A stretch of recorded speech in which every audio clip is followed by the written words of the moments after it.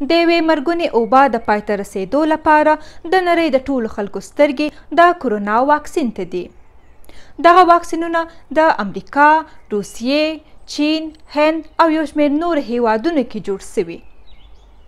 خو په پلي کېدو کې یې اسرائیل په لومړی نمبر، متحده عرب په دویم، بریتانیا په دریم او امریکا په څلورم نمبر ده. د واکسین رسول بې وزله هیوادونو ته هغه جنجال و چې د روغتیا نړیوال سازمان ورسره مخ و، ځکه د ولسمشر ټرمپ په واکمنۍ کې امریکا په دغه سازمان خپل مالی ملاتړ درولی و.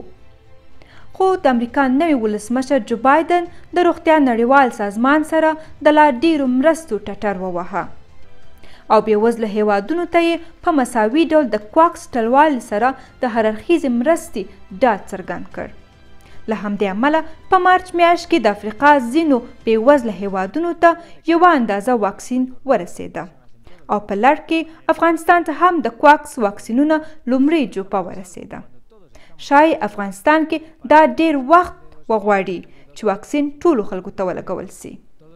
خو د دې واکسینونو نه لګول تاوان دا دی که تاسې د افغانستان د باندې سفر کوئ، شاید په راتلونکي کې ډیر هیوادونو د واکسین سند وغواړي چې آیا واکسین مو کړی که یا.